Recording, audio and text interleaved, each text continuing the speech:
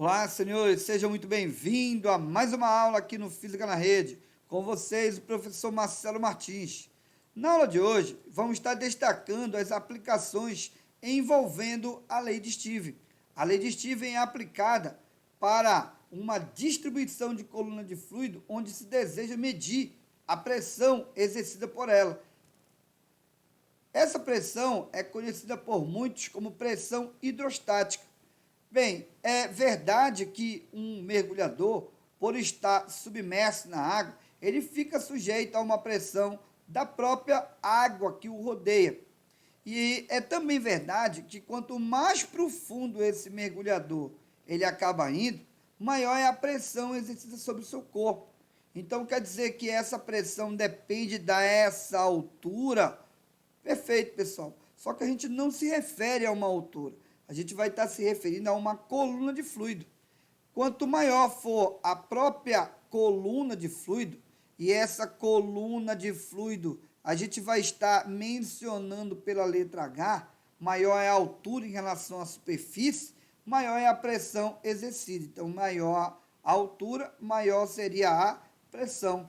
Então, é por isso que a gente consegue explicar o jato de água se jorrando, né, um pouco mais longe, quanto mais distante estiver da própria superfície de separação da água. Vejamos aqui um ponto A e um ponto B. Note que o jato gerado pela água no ponto B, há uma profundidade, né, maior do que o A, é maior. E isso acaba sendo explicado pela altura da coluna de fluido. Note que a altura da coluna de fluido do B acaba sendo maior do que a altura da coluna de fluido gerado pelo A. Então, existe uma pressão em A que é menor do que a pressão em B, por isso o jato de água é menor quando é, né, jorrado em A do que quando é jorrado em B, por conta da altura de A ser menor do que a altura de B. A altura, lembrando que a gente vai estar chamando de altura, ora a gente vai estar chamando de profundidade, ora a gente vai estar chamando de coluna de fluido. Tudo quer dizer a mesma coisa. Note que entre A e B, como a gente destacou, existe uma diferença de pressão, porque entre A e B existe uma diferença de altura.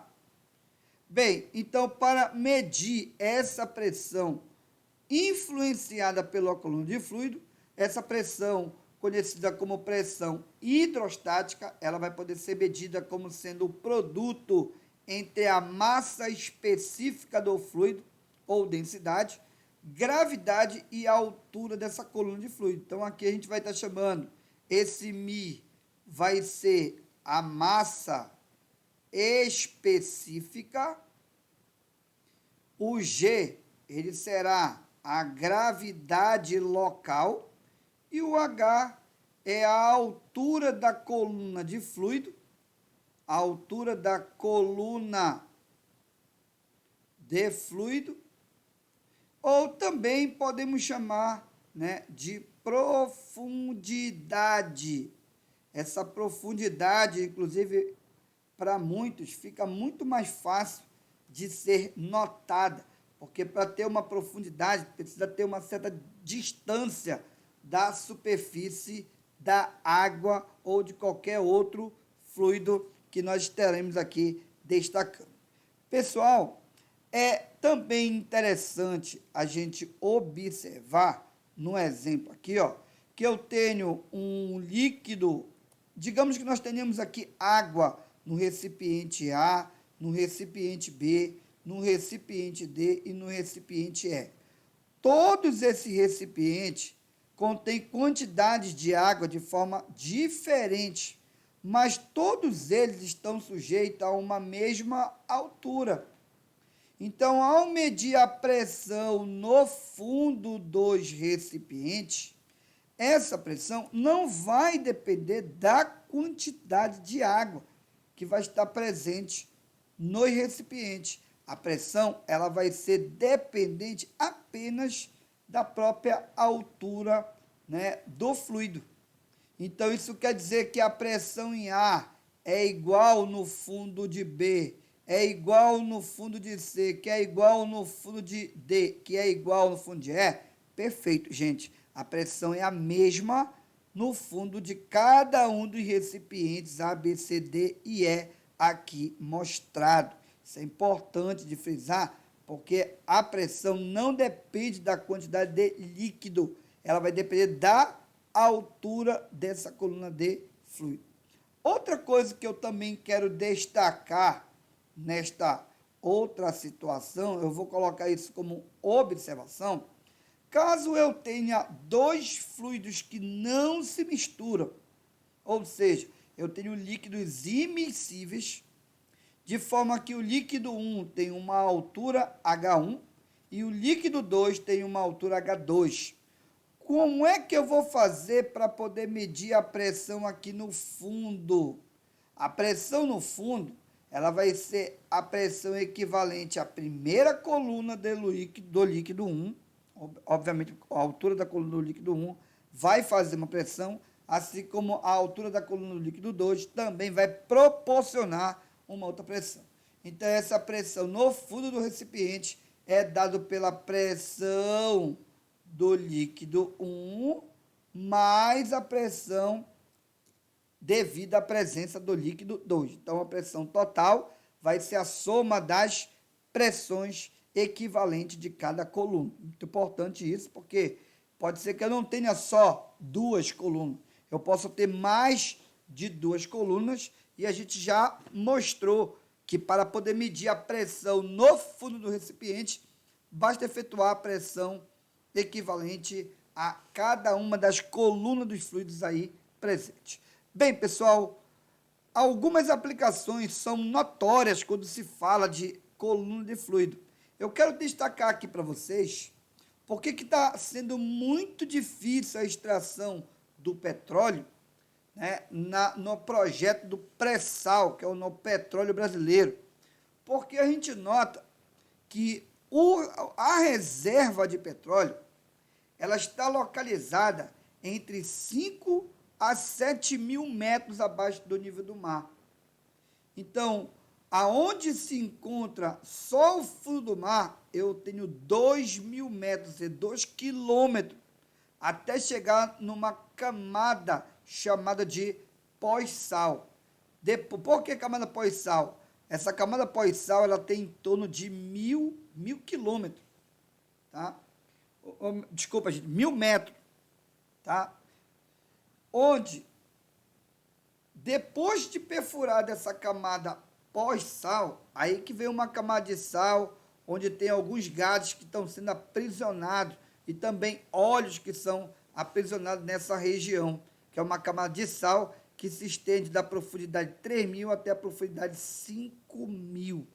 E aí que vem a camada pré-sal, onde está presente a reserva do petróleo brasileiro. Então, notamos aqui que a grande dificuldade está na quantidade de pressão exercida devido a esse grande desnível de profundidade para a extração do petróleo. Uma outra aplicação utilizando essa coluna de fluido está no uso das caixas d'água. A caixa d'água ela é colocada na parte, obviamente, de cima, que por ação da gravidade a água tende a cair, isso é verdade, tá? Mas uma coisa que é percebida é que se você tem aqui, né, um prédio de 3 andares, a gente vai estar percebendo que quanto mais próximo da caixa d'água você tiver, né, a saída de água, menor é a pressão. Note que, por o terceiro andar, eu tenho uma altura em relação a esse chuveiro, eu vou chamar aqui de H3, que é menor do que a altura da água até o próximo chuveiro, que se encontra no segundo andar, e que é menor ainda do que a pressão equivalente à altura, né, onde se encontra o primeiro andar, de forma que quanto maior é esta altura da coluna de fluido, que também pode ser prolongado por meio de uma tubulação, maior tende a ser a pressão. Isso quer dizer que a ducha de água vai ser muito mais forte no primeiro andar do que no segundo e do que no terceiro andar, onde vai ter pouca pressão no terceiro, aí colocar uma pressão normal aqui no segundo e muita pressão lá no terceiro, tá bom? Ou melhor, no primeiro andar.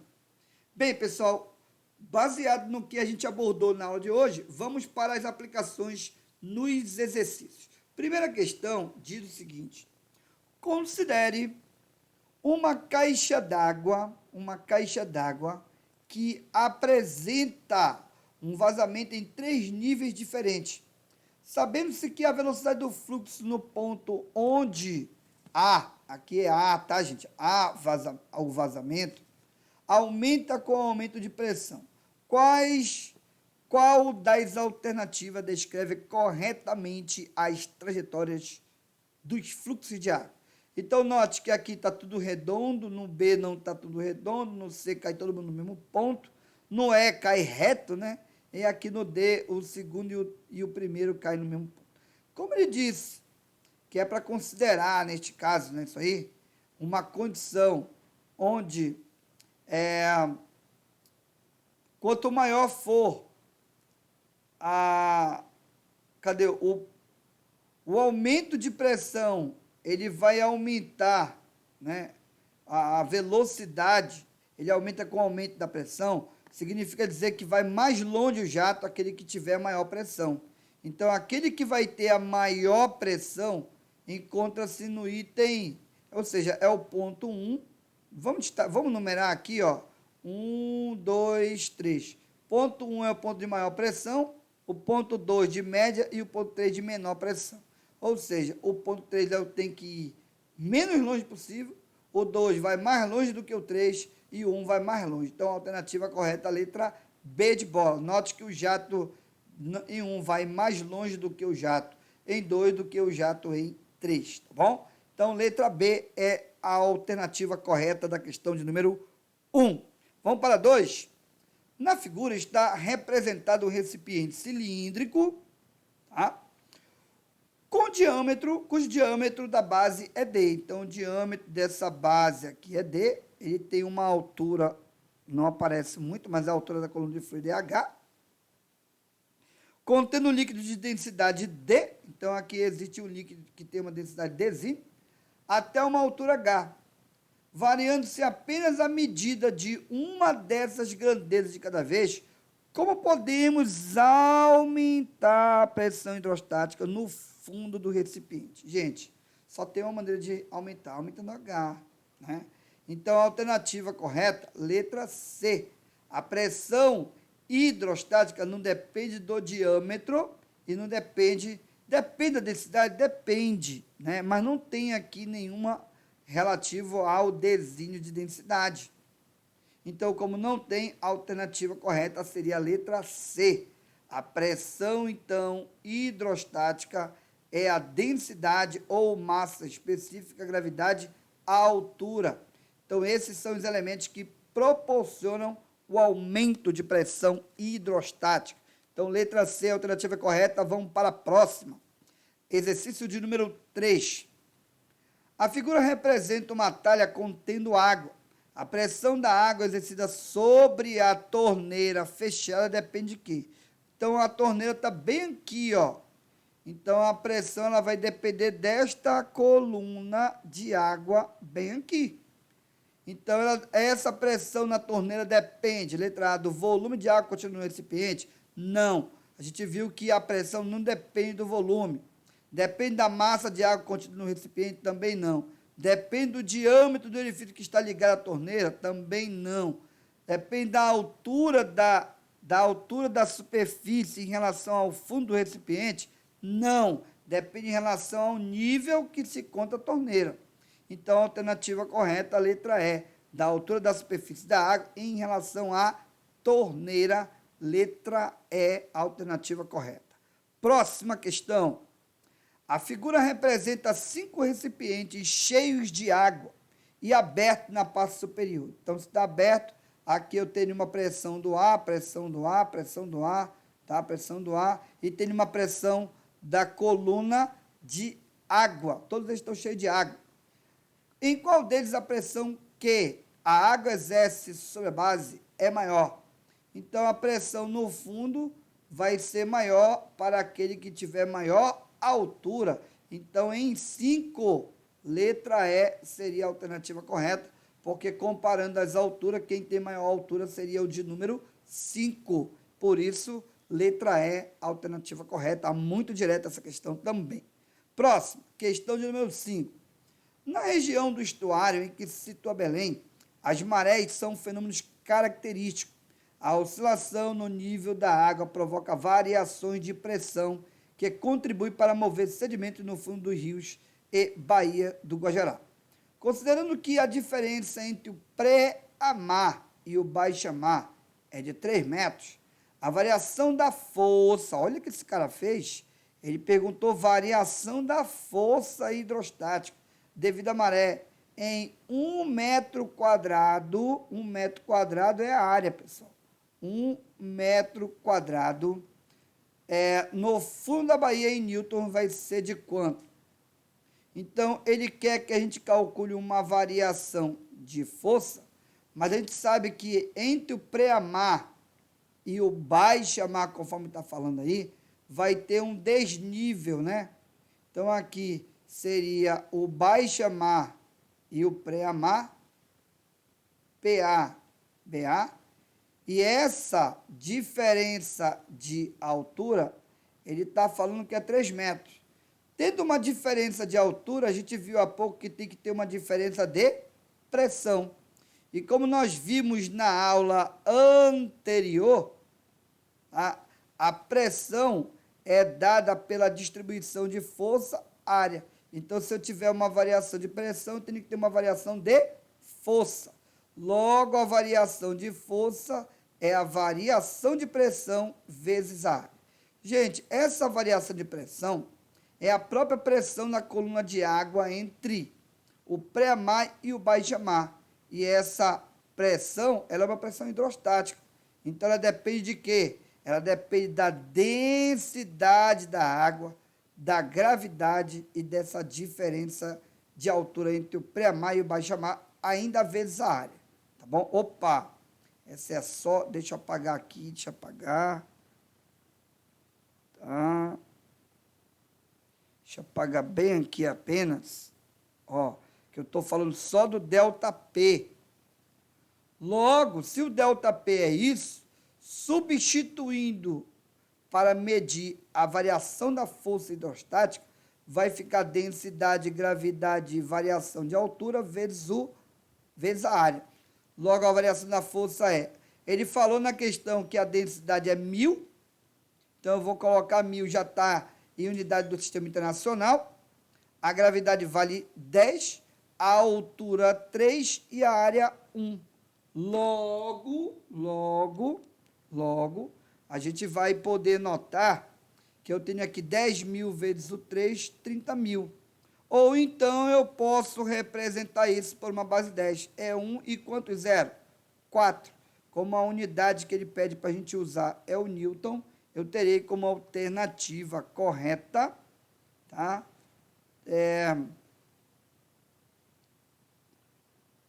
3 vezes 10 elevado à quarta, logo a alternativa correta, letra A. Letra A, alternativa correta. Mais uma questão para hoje, pessoal. Olha, última de hoje. Um submarino encontra-se a uma profundidade de 50 metros. Para que a tripulação sobreviva, um descompressor mantém em seu interior uma pressão constante e igual à atmosférica no nível do mar. Considerando que 1 atm é 10 elevado à quinta e que a densidade da água aqui considerada vale 10 a terceira quilograma por metro cúbico e a gravidade 10 metros por segundo ao quadrado, a diferença de pressão junto às suas paredes dentro e fora do submarino é da ordem de quanto? Então, vamos lá, senhores, vamos considerar aqui, ó, a superfície da água. Vamos considerar um submarino lá no fundo. Ele mandou afirmar que a pressão atmosférica é de 1 atm, onde 1 atm é 10 a quinta, aqui está informando, ó, tá? E sabemos que o submarino a uma profundidade de 50 metros, haverá uma pressão da coluna, tá? Uma pressão da coluna de água sobre a parede desse submarino. Então, ele tem que ser forte o suficiente para resistir a essa pressão. E existe mais ainda uma pressão da coluna de ar aqui fora, que é a pressão de uma atmosfera, a pressão atmosférica conhecida. Então, a pressão total sobre o submarino, essa pressão total sobre ele, vai ser a pressão do ar mais a pressão hidrostática, onde a pressão hidrostática ela é dada pela densidade da água, gravidade e altura. Deixa eu passar para cá, então, essa pressão hidrostática vai ser a densidade, que é 10 elevado à terceira, vezes a gravidade, que é 10, que ele pede para adotar, e a altura, que vale 50, a gente, então, conclui que a pressão da coluna, ou melhor, equivalente à profundidade, vai ser de 5, como eu tenho aqui, quanto zero? Eu tenho 10 à terceira, um zero daqui com um zero daqui, vai dar 5, 10 elevado à quinta Newton por metro quadrado como pressão. Gente, 10 elevado à quinta, e principalmente Newton por metro quadrado, é o Pascal. Ele acabou de afirmar que o valor 10 à quinta Pascal equivale a 1 atm. Isso significa, então, que eu tenho um valor de 5 atm como sendo a pressão só da água. Então, a pressão total sobre o submarino é a pressão do ar mais a pressão devido à coluna de água. Então, vai dar um total de 6 atm. Lembrando que, como o ar que está ali dentro, aprisionado, é equivalente a 1 atm, então haverá uma diferença de pressão entre o interior e o exterior do submarino, como sendo a pressão fora menos a pressão dentro do submarino. E como dentro do submarino é 1 e fora é 6, então eu tenho o valor de 6 menos 1, e isso vai nos dar, no fundo, a pressão de 5 atm, tá bom? Então, 5 atm seria a diferença de pressão junto às paredes deste submarino. Por isso, a alternativa correta, letra D de dado, tá bom? Pessoal, nossa aula vai ficar por aqui. Até a próxima aula, mas antes de finalizar, e se você é novo por aqui, se inscreve no nosso canal e já vai dando aquele like para contribuir aí com as nossas aulas. Até mais, gente. Tchau, tchau.